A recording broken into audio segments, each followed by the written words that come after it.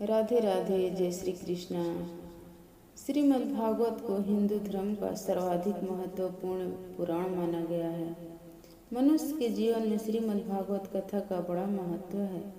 श्रीमद् भागवत कथा से मनुष्यों को ज्ञान व वैराग्य की प्राप्ति होती है। श्रीमद् भागवत कथा जीवन में उद्देश्य व दिशा को दर्शाती है। इसलिए कहते हैं कि श्रीमद् भागवत कथा सुनने मात्र से ही मनुष्य को मोक्ष की प्राप्ति होती है और उसे ईश्वर के श्री चरणों में स्थान मिलता है। आज हम सुनाएंगे एक वेश्या और एक संत की कथा। एक बहुत ही मनोरम स्थान पर एक बहुत सुंदर वेश्या रहती थी और उसके कोठे के ठीक सामने एक सन्यासी साधु का आश्रम था। सन्यासी हमेशा विचार मग्न रहता था कि मैं दिन रात प्रभु की भक्ति करता हूँ, उपवास के साथ रहता हूँ, व्रत और नियम का पालन करता हूँ, लेकिन सामने वह सुंदर वेश्या दिन रात नाच गाने में मशगूल रहती है। उसकी जिंदगी कितनी अच्छी है। कई लोग आते हैं, उसका भरण पोषण कर जाते हैं और आनंद का आनंद रहता है, लेकिन मैं पूरा जीवन उपवास व्रत का नियम ही निकाल दिया। एक दिन समय का चक्र घूमा और उस सन्यासी साधु की मौत हो गई। उस साधु के अंतिम संस्कार में कई लोग आए।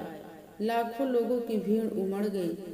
सिद्ध सन्यासी का देहांत हो गया है, देवलोक गमन हो गया है। उन्हें अंतिम संस्कार देना है, उन्हें समाधि देना है।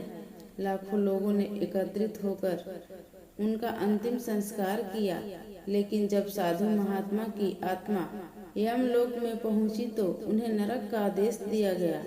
यह देख साधु महात्मा अत्यंत विचलित हुए।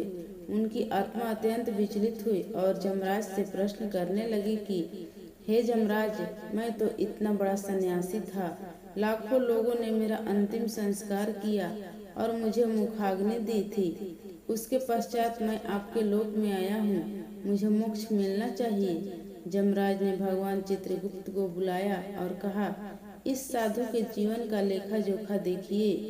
तब भगवान चित्रगुप्त जी ने कहा, प्रभु आप थोड़ा इंतजार कीजिए, निर्णय की घड़ी बहुत करीब आने वाली है। और कुछ समय में उस सुंदर वेश्या का भी देहांत हो गया और उस क्षेत्र के लोग आपस में बात करने लगे, अरे यह तो बहुत ही बेकार किस्म की स्त्री थी, वेश्या थी, इसके अर्थी में जाना ठीक नहीं रहेगा। तब कुछ लोग कहने लगे कि अरे ठीक है, वह जिंदा थी तब तक वेश्या थी, अब तो यह मृत शरीर है और हमारे शास्त्रों में लिखा है कि किसी भी मृत शरीर के अंतिम संस्कार में जाना बहुत ही कल्याण का कार्य होता है। चलो हम इसके अच्छे से अंतिम संस्कार कर देते हैं। और कुछ 4 लोगों ने मिलकर उसके अंतिम संस्कार किए और उसके पश्चात उसकी आत्मा जमलोक में पहुंची। तब भगवान चित्रगुप्त ने उन दोनों का लेखा जोखा निकाला और जमराज के समक्ष कहा कि जो स्त्री अभी अभी जमलोक में आई है, यह मोक्ष की प्राप्ति का हक रखती है। तब संत बोला, नहीं नहीं, यह कैसे मोक्ष पा सकती है, यह तो मेरी कुटिया के सामने रहने वाली एक वेश्या थी।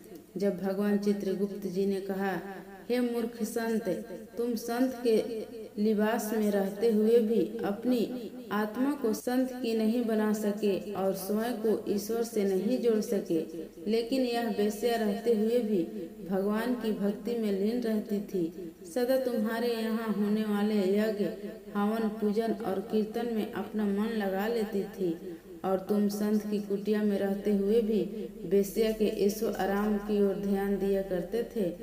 इसलिए तुम्हारी आत्मा प्रभु में न लगने के कारण तुम नरक जीवन के भागी हो और यह एक वैश्यालय में रहते हुए भी प्रभु का, ईश्वर का सदैव मनन किया करती थी। इसलिए यह मोक्ष को प्राप्त करेगी और यही तुम्हारा दंड है।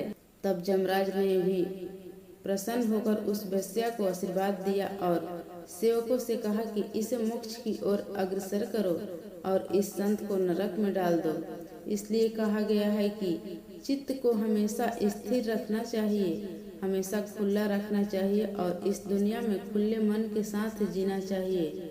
जिस प्रकार से अंदर हो उसी प्रकार से बाहर भी रहना चाहिए, तो इस लोक में भी मोक्ष की प्राप्ति पा सकोगे और उस लोक में भी मोक्ष की प्राप्ति पा सकोगे।